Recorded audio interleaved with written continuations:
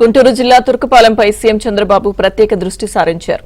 ఆ గ్రామంలో health emergency ప్రకటించారు. ముఖ్యమంత్రి ఆదేశాలతో అన్ని శాఖల అధికారులను రంగంలోకి దింపి గ్రామాన్ని జల్లెడపడుతున్నారు. గ్రామస్తులందరికీ భోజనం, మంచినీరు ప్రభుత్వమే సరఫరా చేస్తుంది. మరో 2 రోజుల్లో పూర్తి స్థాయిలో గ్రామాన్ని కంట్రోల్లోకి తెచ్చేందుకు ప్లాన్ సిద్దం చేశారు.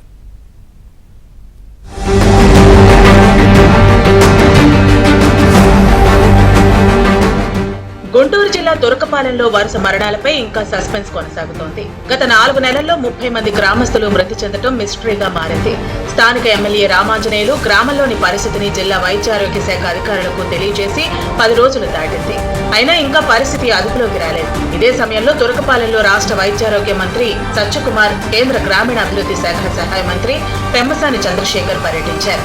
అయితే ఇప్పటికే గ్రామంలో పలువురి బ్లడ్ శాంపిల్స్ సేకరించి ల్యాబ్లకు పంపించిన వైద్యారోగ్య శాఖ అధికారులు ఆ రిపోర్టు రావడం ఆలస్యమవుతుందని మంత్రుల దృష్టికి తీసుకెళ్లారు.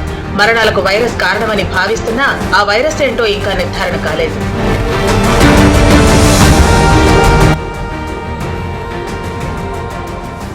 రోజులు గడుస్తున్న తురకపాలెంలో మరణాలకు కారణం ఏంటో తెలియకపోవడంతో ఏకంగా సీఎం చంద్రబాబు రంగంలోకి దిగారు. సచివాలయంలో తురకపాలెం పరిస్థితిపై ఉన్నత స్థాయి సమీక్ష నిర్వహించారు. శని, ఆదివారం నాటికి గ్రామంలో అందరి హెల్త్ రిపోర్టు సేకరించాలని ఆదేశించారు. ఇప్పటికే జిల్లా వైద్యారోగ్య శాఖ ఆధ్వర్యంలో వైద్య శిబిరం కొనసాగుతూ ఉండగా మరో 14 రకాల వైద్య బృందాలతో గ్రామంలో జల్లెడ పడుతున్నారు.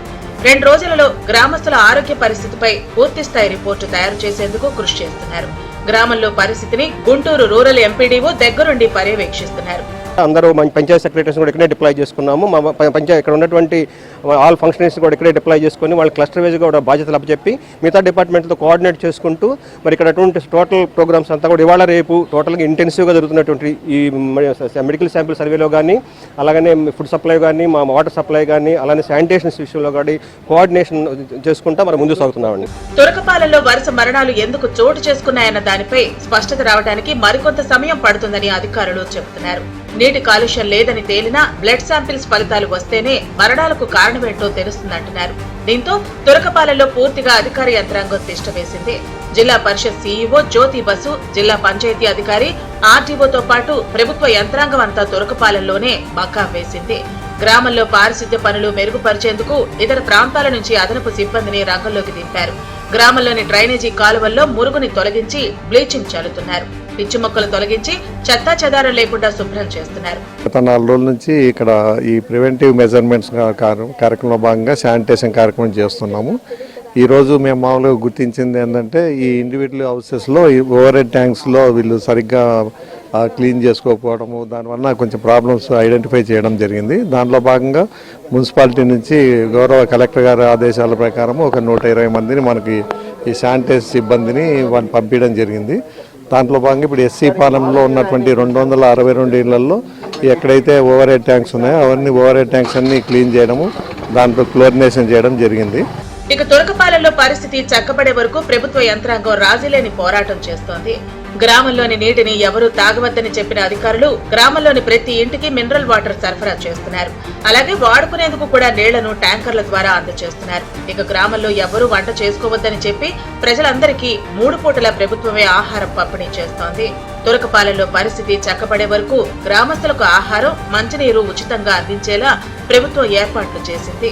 మొత్తం ఎంటైర్ తురకపాలెం గ్రామ పంచాయతీలో ప్రతి హౌస్ హోల్డ్ కూడా ఫుడ్ అనేది ప్రభుత్వం వారే సప్లై చేయడం జరుగుతుంది. అదేవిధంగా ఫుడ్తో పాటు వాటర్ కూడా వాళ్ళ దగ్గర అవైలబుల్గా ఉన్నా కానీ, ఈవెన్ ఆర్ఓ వాటర్ ప్లాంట్ ఈ ఊళ్ళో ఉన్నా కానీ వాటిని వాడొద్దు, బయట నుంచి వాటర్ ట్యాంకర్ ద్వారా వాటర్స్ పంపించి వాడుకోవటానికి, తాగటానికి కూడా వాటర్ అనేది సప్లై చేస్తున్నాము. దానికి ఇప్పుడు వరకే 4 వాటర్ ట్యాంకర్స్తో వాటర్ సప్లై చేసాము.